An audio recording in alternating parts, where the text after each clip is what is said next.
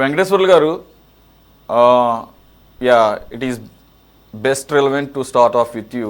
మీరు సిపిఎం కాబట్టి మీ counter parts వీళ్ళందరూ కూడా కమ్యూనిస్టు పార్టీలు అనేక రకాలుగా చీలిపోయిన సందర్భంలో మావోయిస్టులు అనేది ఒక చీలిక. దాంట్లో 60లో అనుకుంటా, 64లో అనుకుంటా ఉమ్మడి భారత కమ్యూనిస్ట్ పార్టీ నుంచి 63-64 టైంలో విడిపోయి తుపాకీ ద్వారానే విప్లవం సాధ్యమవుతుంది, దాని ద్వారానే సోషలిజ సమాజ స్థాపనకి కుదురుతుంది తప్ప ఇటువంటి ప్రజాస్వామ్యం చెప్పుకొని ఉన్నటువంటి భూస్వామ్యం, అప్పటికి ఇంకా భూస్వామ్య పరిపాలన ఎక్కువగా ఒకళ్ళ దగ్గరే ల్యాండ్ అంతా కాన్సన్ట్రేషన్ ఉంటుంది, అంతా జరుగుతున్న సందర్భంలో ఆ రకంగా మావోయిస్టులుగా అరణ్య బాట పట్టారు. అక్కడి నుంచే ప్రజా ఉద్యమాలు, సాయుధ పోరాటాలతో ఇన్నాళ్ళు పోరాటాలు చేసుకొచ్చారు. వారి పందాలో వాళ్ళు ఒక మంచి కోసమే, కాకపోతే ఎంచుకున్న పందా అది అలా కాదు. ప్రజా సమస్యలతో ప్రజలతో పాటు ఉంటూ వారితోనే ఏదైనా సాధ్యపడుతుంది. ఆ రకంగానే కమ్యూనిజం అయినా సరే, లేదంటే సోషలిస్ట్ సమాజ స్థాపన అని చెప్పేసి మిగిలిన కమ్యూనిస్ట్ పార్టీలు వాళ్ళల్లో కూడా కొన్ని రకమైనటువంటి వైరుధ్యాలు, అప్పుడున్నటువంటి అధికారంలో ఉన్నటువంటి పార్టీల పట్ల ఏ రకమైన వైఖరి ప్రదర్శించాలనే దాని మీద వచ్చిన చిన్నపాటి భేదాభిప్రాయాలతో సిపిఎం సిపిఐలుగా విడిపోయి, అలాగే ఇంకా చిన్న చిన్న అభిజయ పార్టీలు అట్లా కూడా ఉన్నాయి. మెయిన్గా సిపిఐ సిపిఎంలో మీరు సిపిఎం రిప్రజెంట్ చేస్తున్నారు. సో ఈరోజు మనం ఇది ఎందుకు పెట్టుకోవాల్సి వచ్చింది అని అంటే, ఈ మధ్యకాలంలోనే అనేక మంది మావోయిస్ట్ అగ్రనేతలు లొంగిపోయారు. సో అదేం కొత్త ఏం కాదు. కానీ ఈరోజు ఎందుకు పెట్టుకున్నాము, చివరాఖరికి ఒకే ఒక ఆయన అగ్రనేతగా ఉన్నారు అనన్న గణపతి, ఆయన కూడా లొంగుబాటుకి ఏర్పాట్లు చేసుకుంటున్నారు. దాదాపు 50 సంవత్సరాల పాటు ఆయన ఈ మావోయిస్ట్ ఉద్యమంలో కీలకంగా వ్యవహరించారని చెప్పేసి, అలాగే ఈ లొంగుబాటును కూడా డైరెక్ట్గా కేంద్ర ప్రభుత్వ కనుసన్నల్లోనే వారి ఆధ్వర్యంలోనే, లేకపోతే వారి దగ్గరే లొంగిపోవటం అనేది ఏదో అంటున్నారు. కానీ మళ్ళీ డీజీపీకి లొంగిపోతారు, సంథింగ్ ఏదైనా కానీ ఎనీ టైం ఆయన కొంతమంది అయితే లొంగిపోయారని కూడా రాస్తున్నారు. సో తెలియదు. ఓవరాల్గా మీ అబ్జర్వేషన్ ఏంటి? ఇది వారు తీసుకున్న కరెక్ట్ నిర్ణయం అని అంటారా? ఇది ఈసారి ఎందు గురించి ఇంత కాన్సన్ట్రేట్ చేయాల్సి వస్తుంది? నా టైమ్ అండ్ అగైన్ అనేక సందర్భాల్లో కొంతమంది మావోయిస్టులు లొంగిపోతూ ఉంటారు. కానీ ఈసారి ఆపరేషన్ కగార్ అని చెప్పేసి ఈ రకంగా ప్రభుత్వాలు పూర్తి స్థాయిలో దమనకాండని అవలంబిస్తున్నాయని చెప్పేసి కొంతమంది విమర్శకులు అంటారు. అంతేకాకుండా లాస్ట్ ఇయరే హోమ్ మినిస్టర్గా ఉన్నప్పుడు అమిత్ షా మార్చి ఎండింగ్ డెడ్ లైన్ పెట్టాడు, మావోయిస్టులు అనే వాళ్ళే ఉండకూడదని చెప్పేసి. మరి యాక్చువల్గా ఆ పిలుపు అనేది అది ఒక నిరంకుశమైన పిలుపు. అది దాన్ని అడ్డంగా దాన్ని అవలంబించడానికి ఇప్పుడున్నటువంటి టెక్నాలజీని ఉపయోగించుకొని, భద్రతా దళాలను ఉపయోగించుకొని, పోలీస్ వ్యవస్థను ఉపయోగించుకొని అణిచేస్తాము, ఇంకా మాట్లాడకపోతే లొంగివ్వకపోతే ప్రాణాలు సమర్పించడం తప్ప ఇక వేరే మార్గం లేదన్న దీన్ని దృష్టిలో పెట్టుకొని లొంగిపోతున్నారు అనుకోవాలా? లేదంటే కనుక దీనికి ఒక ఎండ్ కార్డు, లేదంటే దీనికి ఒక ఎండింగ్కి వచ్చేసింది, ఇక దీని తర్వాత ఏం కనపడటం లేదు, అందరూ కూడా దాదాపుగా లొంగిపోయారు అన్న ఆ కారణం చేత ఈరోజు గణపతి గారి లొంగుబాటుకు కూడా ప్రయత్నం చేస్తున్నారు అనుకోవాలి సార్? చాలా విశాలమైన సబ్జెక్ట్ ఇది. 1920లో రష్యాలో కమ్యూనిస్ట్ పార్టీ తాష్కెంట్లో ఏర్పడింది 7గురితో. ఆ తదనంతరం మన భారతదేశంలో వచ్చినటువంటి నేపథ్యం అందరికి తెలుసు. భారతదేశంలో కమ్యూనిస్ట్ పార్టీ ఏర్పడినప్పుడు కూడా సంపూర్ణ స్వాతంత్రం కోసం నినదించింది కమ్యూనిస్టులు. ఆ నేపథ్యంలోనే లాహోర్ కుట్ర కేసు, మీరట్ కుట్ర కేసు, అనేక కుట్ర కేసులు పెట్టి కమ్యూనిస్టులు చాలా మంది నాయకుల్ని జైల్లో పెట్టారు. మరి భారతదేశంలో కమ్యూనిస్టు పార్టీ స్వాతంత్రానంతరం కాంగ్రెస్, కమ్యూనిస్టులే ప్రధానమైనటువంటి పార్టీలు. 1946 తెలంగాణ సాయుధ పోరాటం స్టార్ట్ అయినప్పుడు 5 ఏళ్లు సాగింది. ఆ పోరాటంలో 4,000 మంది చనిపోయారు. 10 లక్షల ఎకరాల భూమి పంచిన చరిత్ర కమ్యూనిస్టు పార్టీకి ఉంది తెలంగాణ ప్రాంతం. అట్లా భారతదేశంలో మన తెలంగాణ సాయుధ పోరాటం, కేరళలో ఉన్నప్రవాయుల పోరాటం, బెంగాల్లో తేబాగ పోరాటం, మహారాష్ట్రలో ఆదివాసుల వర్ణి పోరాటం, ఇలాంటి దేశంలో పెద్ద పోరాటాలు జరిగాయి. కమ్యూనిస్ట్ అధికారంలోకి వచ్చే స్థాయికి వచ్చింది. అప్పుడు నెహ్రూ ప్రభుత్వం మేమే భూములు పంచుతాం, మేమే రష్యాలాగా సోషలిజం ఈ ఇండియాలో తీసుకొస్తాం, కాబట్టి ఈ రకమైన పోరాటాలు వద్దని ఒక స్ట్రాటజిక్ గా నెహ్రూ ప్రకటన చేశాడు. ఎందుకు అది చేయాల్సి వచ్చిందంటే ఆ రోజు రష్యాతో భారతదేశం చాలా సానుకూల సంబంధం ఉంది. రష్యాలో కమ్యూనిస్ట్ పార్టీ అధికారంలోకి వచ్చింది, సోషలిజం స్థాపించారు. ఆ రష్యా యొక్క తోడ్పాటుతో భారతదేశం చాలా పారిశ్రామిక రంగంగా అనేక రంగాలుగా తోడ్పాటు ఇచ్చింది, చాలా మిత్ర దేశాలు. కాబట్టి నెహ్రూకి ఆ ప్రభావం ఉంది కాబట్టి నెహ్రూ ప్రకటించారు. ఇందాక సురేష్ గారు చెప్పినట్లు ఆ తెలంగాణ సాయుధ పోరాటం జరిగేటప్పుడు, భారతదేశంలో పాలక వర్గాలను అంచనా వేసేటప్పుడు, అదేవిధంగా ఈ దేశంలో విప్లవం ఎలా సాధించాలి, ఈ మూడు ప్రధానమైనటువంటి భాగాలు. ఈ మూడు ప్రధానమైన భాగాల్లో ఉమ్మడిగా ఉన్నటువంటి సిపిఐ అంటే కమ్యూనిస్ట్ పార్టీలో విభేదాలు వచ్చాయి. ఆ విభేదాలు వ్యక్తిగత సమస్యలు, చిన్న సమస్యలు కాదు, చాలా మూడు పెద్ద సమస్యలు. అధికారంలో ఎవరున్నారు ఎట్లున్నారు అన్నప్పుడు సిపిఐలో ఉన్న ఒక రకమైన చెప్తుందంటే నెహ్రూ చాలా అభ్యుదయవాది, రష్యా లాగా ఇక్కడ కూడా విప్లవం చేస్తానంటున్నాడు, చాలా అభ్యుదయవాది. కాబట్టి రష్యాతో నెహ్రూ బాగున్నాడు కాబట్టి మనం కమ్యూనిస్టులు కాబట్టి నెహ్రూతో కలిసి పనిచేయొచ్చు, తద్వారా మనం విప్లవం సాధించవచ్చు అనేది సిపిఐ అంటే సామరస్యమైనటువంటి పద్ధతిలో సాధించవచ్చు అనేది బయలుదేరింది. అదేవిధంగా తెలంగాణ సాయుధ పోరాటం కూడా భూములే పంచుతారు అంటున్నాడు కదా, మన మీద పోరాటం అవసరం లేదని ఆ రోజు రావినారాయణ రెడ్డి గారు బెంగళూరులో బాంబేలో ప్రకటన చేయాల్సి వచ్చింది.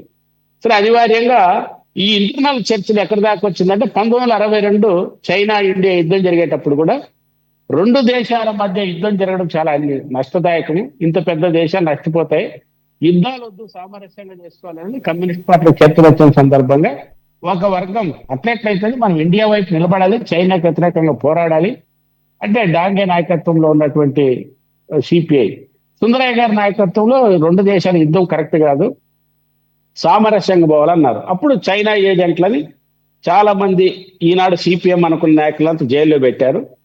ఈ ఇద్దరిని కలపడానికి రష్యా ప్రతినిధి వర్గం అందరూ ప్రయత్నం చేశారు. అనివార్య పరిస్థితుల్లో 64లో సిపిఐ నుంచి సిపిఎం విడిపోయింది. ఇది సిద్ధాంత తగదలు, మూడు అంశాలు: పాలక వర్గాలను అంచనేయడం, ఈ దేశంలో విప్లవం ఎలా తీసుకురావాలని చేయడం.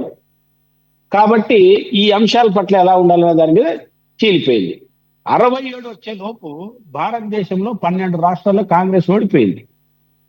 కాంగ్రెస్ ఓడిపోతే ఈ సిపిఎం లో ఉన్నటువంటి చార్ మజుందార్ లాంటి నాయకుడు ఈ భారతదేశంలో ఇప్పుడు కొంతమంది మనం తుపాకులు పట్టుకొని బయటకు వస్తే ఎండిపోయిన గడ్డిలాగా ఉంది, ఇప్పుడు మనం యుద్ధం ప్రకటిస్తే ఈజీగా దేశాన్ని క్యాప్చర్ చేసుకోవచ్చని చర్చ జరిగింది.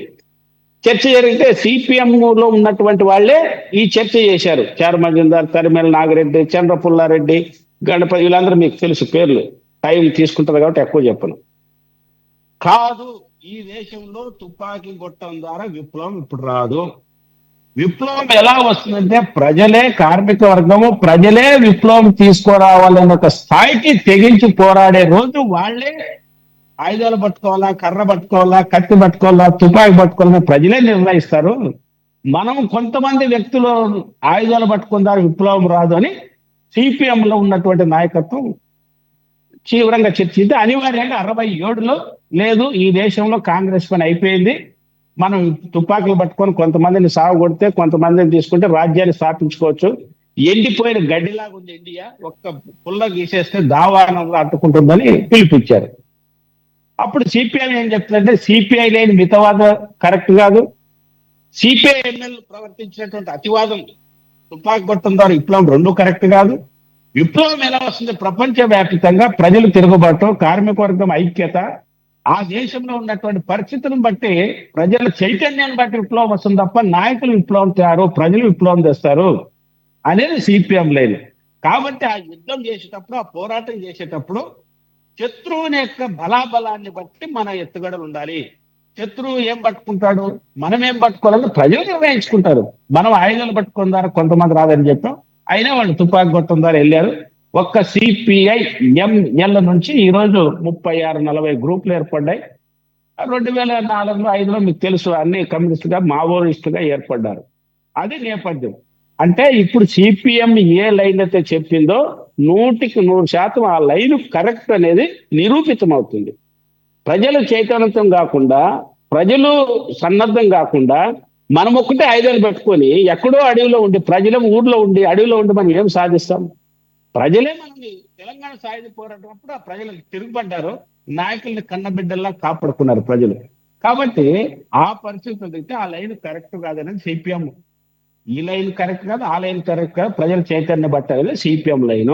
కాబట్టి ఇది ఆచరణకు నిరూపణం అవుతుంది. ఇది ఒకటి.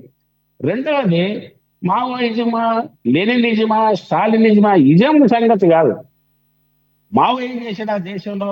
48లో ఆ దేశంలో భూస్వామ వర్గాన్ని, జపాన్ పరిపాలన చూశాడు, ప్రజల్ని కూడగట్టాడు, రెడ్ ఆర్మీని నిర్మించాడు, విప్లవం సాధించుకున్నాడు ఆ దేశ పరిస్థితులను బట్టి. కాబట్టి రష్యా లాగా ఇండియాలో విప్లవం వస్తుంది, చైనా లాగా ఇండియాలో విప్లవం వస్తుంది అనేది శుద్ధ తప్పు. ఆ దేశ పరిస్థితులను బట్టి వస్తుంది తప్ప ఫలానా దేశంలో ఎట్లా వచ్చింది కాబట్టి ఈ దేశంలో ఎట్లా వస్తుంది అనేది సిపిఎం లైన్ కాదు. భారతదేశంలో ఇప్పటికీ బలమైన భూస్వామి వర్గం ఉంది, పెట్టుబడిదారులు పెరుగుతున్నారు, రాజ్యం అనేది బలమైన రాజ్యం ఉంది. కాబట్టి కొంతమంది ఆయుధాల ద్వారా విప్లవం రాదు అనేది నిరూపణ అయింది. అది ఈరోజు గణపతి లొంగిపోతున్నాడా, ఎవరు లొంగిపోతున్నారు అనేది కాదు, లొంగిపోతున్నాగా అనివార్యమైన పని. ఇప్పుడు ఆయన రకరకాల, ఆయన పేరు ముప్పాళ్ళ లక్ష్మణరావు, మీకు తెలుసు, గణపతి. ఆయన అనారోగ్యం కదలలేని పరిస్థితిలో ఉన్నాడు. అంటే లొంగిపోతే కనీసం ఆరోగ్యమైన కాపాడుకుంటారా ఏమనేది. దీన్ని లొంగిపోతూ భయపడతాం అనే దానికంటే కూడా పరిస్థితులు సానుకూలంగా లేవు, అనివార్య పరిస్థితుల్లో ఇది వచ్చింది. అంటే వాళ్ళ సిద్ధాంతం కరెక్ట్ అయినా వాళ్ళు చేసే త్యాగం అది వేరు. సిద్ధాంతాన్ని మనం చూసుకుంటే మావోయిజం తప్పని ఎట్లా అంటాం? వాళ్ళు మావోయిజం అని ఎందుకు పెట్టుకున్నారు, మావోయిస్టులు ఎందుకు పెట్టుకున్నారంటే 1978లో 1967లో మావో ఏం చెప్పాడంటే, నక్సల్ లైట్లు చీలిపోయినప్పుడు భారతదేశంలో వసంత మేఘ గర్జన లాగా నక్సలైట్లు విజృంభించారు, నక్సల్ బరైన ప్రాంతంలో పుట్టుకొచ్చింది, కాబట్టి త్వరలోనే అక్కడ విప్లవం వస్తుందని మావో చెప్పాడు. కానీ అది కరెక్ట్ కాదని నిరూపితమైంది. రష్యా చెప్పింది సిపిఐ లాగా భారతదేశంలో విప్లవం వస్తుందని. సిపిఐ చెప్పినటువంటి రష్యా లైన్ తప్పైంది, చైనా లైన్ తప్పైంది. భారతదేశ నిర్దిష్ట పరిస్థితులకి నిర్దిష్టంగా ఉండేది సిపిఎం లైన్. ఇది దీనికి సంబంధించి. రెండవది, నక్సలైట్లు అని చేశారు కాబట్టి కమ్యూనిజం లేదు, ఇంకా ఎర్ర జెండా ఉండదా? ఈ అమిత్ షాలు, ఈ మోదీలు, ఈ హిట్లర్లు వీళ్ళంతా ఏమి చేయరు. ఈరోజు మావోయిస్టులు అని పేరు కాకపోతే ఇంకొక ఇస్టులు, ఆళ్ళ కాకపోతే ఇంకొకరు, వెంకటేశ్వర్లు కాకపోతే ఇంకొక సూర్యరావు. ఇది వ్యక్తులను బట్టి కాదు, ఏనాటికైనా విప్లవం వచ్చి తీరుతుంది. ఆ విప్లవం ప్రజలు తీసుకొస్తారు. ఆ ప్రజలను నడిపించే ఒక సరైన సిద్ధాంతం కలిగినటువంటి పార్టీ ఉంటే విప్లవం వస్తుంది. అందుకోసం మార్క్సిజం ఏం చెప్తుంది? ప్రతి 10 ఏళ్ళకు ఒకసారి పెట్టుబడిదారీ విధానం సంక్షోభంలో కూలిపోతుంది. ఆ సంక్షోభం వచ్చినప్పుడు దాన్ని కరెక్ట్ గా క్యాచ్ చేయగలిగి ఎక్కడైతే సులభంగా లూజుగా ఉంటుందో ఆ గొలుసు అక్కడ బద్దలు కొడితే స్వాధీనం చేసుకోవచ్చు. అట్లా లెనిన్ ఆ పని చేశాడు. ఏ దేశంలో అది జరగలేదు. క్యూబాలో జరిగింది, చైనాలో జరిగింది, వియత్నాంలో జరిగింది, కొరియాలో జరిగింది, లావోస్ లో. ఇప్పుడు ఈ 5 దేశాల్లో విప్లవం కమ్యూనిస్ట్ పార్టీ అధికారంలో ఉంది. కాబట్టి ప్రపంచ వ్యాపితంగా కమ్యూనిజం పట్ల ఆసక్తి పెరుగుతుంది. జెన్జెడ్ లో ఉన్నటువంటి వాళ్ళు అమెరికాలో తో సహా 80% మంది దీని వైపు వస్తున్నారు. మీకు అందరూ తెలుసు కదా, న్యూయార్క్ సిటీలో బ్రహ్మాండమైనటువంటి మెజారిటీతో గెలిచాడు. ఏనుగు కుంభస్థలాన్ని కొట్టాడు అక్కడ. నిన్న జరిగినటువంటి ఎన్నికల్లో చూశారు. అందుకోసం మావోయిజం తప్పు అనే కాదా, మావోయిజం తప్ప, నక్సలైట్ తప్ప అనేది కాదు, అనివార్య పరిస్థితుల్లో వాళ్ళు తీసుకున్న లైన్ తప్పదు. సిద్ధాంతం తప్పు కదా, వాళ్ళు తీసుకున్న లైన్ తప్పు. కాబట్టి ఆ రూపంలో లేకపోతే ఇంకొక రూపంలో వస్తారు. మా చేత కాకపోతే సిపిఎం అధికారం తేవడం చేత కాదు, ఇంకొకరు వస్తారు, వచ్చేది గ్యారెంటీ. అందులో 100% సత్యం. అందుకోసమే లొంగిపోతున్నారు, అనివార్య పరిస్థితుల్లో కొంచెం లొంగిపోతున్నారు, లొంగిపోయినట్ల హింస పెడుతున్నారు, రకరకాల కారణాలతో పెడతారు. అమిత్ షా అనుకున్నట్టు, మా బీజేపీ అనుకున్నట్టు ఇంకా అయిపోయింది, నెక్స్ట్ మా అర్బన్ నక్సలైట్లే అంటున్నారు. అర్బన్ నక్సలైట్లే, రేపు సురేష్ కూడా అర్బన్ నక్సలైట్ అవుతాడు. నేను చెప్తున్నా కదా, రేపు సంపూర్ణంగా బీజేపీ అయితే సురేష్ గారు ఇలాంటి వాదన చేస్తే ఆయన కూడా అర్బన్ నక్సలైట్ అవుతాడు. లక్ష్మణరావు గారు బాగా మాట్లాడతాడు, ఆయన రేపు అర్బన్ నక్సలైట్ అవుతాడు. మోడీ చేసేదంతా ఇదే. 100% మీరు చూడండి, నెక్స్ట్ జరిగేది అది. కాబట్టి మావోయిస్టులు అంతం చేసినంత మాత్రమే మావోయిజం పోదు, మావోయిస్టులు లొంగిపోయినంత మాత్రమే కమ్యూనిజం సావదు. కమ్యూనిజం రెట్టింపు ఉత్సాహంతో పెరుగుతుంది, శాసిస్తుంది, మోడీని దింపేది, మోడీకి మొనగాడు కమ్యూనిస్టులే. ఓకే, అర్బన్ నక్సలైట్లని వాళ్ళు ఫ్యాన్సీ వర్డ్స్ పెట్టినంత మాత్రాన ఇక్కడ ఎవరు వేరే వాళ్ళు లేరు. వాళ్ళకి చాలా ఉన్నాయి. లెఫ్ట్ రైట్ వింగ్ ఫెనటిక్స్ అని నేను 10 చెప్తా అట్టని పేర్లు. ఓకే, అవి ఉంది. పేర్లు పెట్టేసి వాళ్ళ లోపలేసిన సందర్భాలు కూడా ఉన్నాయి. ఎవరు వరవరరావు లాంటి వాళ్ళందరికీ అర్బన్ నక్సలైట్లని ట్యాగ్ చుట్టింది. అలాగే ఇప్పటికీ కూడా ఖలీద్ లాంటి వాళ్ళని స్టూడెంట్ లీడర్స్ని 5-6 సంవత్సరాల నుంచి జైలులో మగ్గుతున్నారు అక్కడ, ఎటువంటి సాక్ష్యాలు లేకుండా. కాబట్టి ఏంటంటే మీరు అన్నట్లు చాలామంది అనుకుంటుంటారు ఇంకెక్కడ ఉందని చెప్పేసి. Recent happenings, very recent. శ్రీలంకలో ఏం జరిగిందో చూస్తున్నాము. మన పక్కన ఉన్న దేశాలని చెప్పేది, నేపాల్ జంజీ ఉద్యమంతో, అలాగే Latin American countries, Chile, Venezuela. కాకపోతే వెనిజులా తర్వాత మళ్ళా ఈ ఆర్థిక ఇబ్బందులు కూరుకుపోయింది. ఇవన్నీ కూడా ఒక సైకిల్. ఇప్పుడేదో ఏది శాశ్వతం ఏం కాదు. మీరు అన్నట్లు అగ్రరాజ్యం అమెరికాకి వాణిజ్య రాజధాని, పేరుకి వాషింగ్టన్ డీసీ అయినా కానీ New York is the financial capital of United states of America. ఆ న్యూయార్క్కి మేయర్గానే ఒక లెఫ్ట్ భావజాలం ఉన్నటువంటి వ్యక్తి ఎన్నికవడం. కాబట్టి అన్నీ ప్రపంచవ్యాప్తంగా ఇప్పటికప్పుడు మారుతూనే ఉంటాయి. ఆయా మీరు అన్నట్లు అక్కడ ఉన్నటువంటి పరిస్థితులను బట్టి, అలాగే ఆ ప్రజలు పడుతున్న ఇబ్బందుల ద్వారా వాళ్ళకి కావాల్సిన మార్పు వాళ్ళే తెచ్చుకుంటారు రకరకాల రూపాల్లో.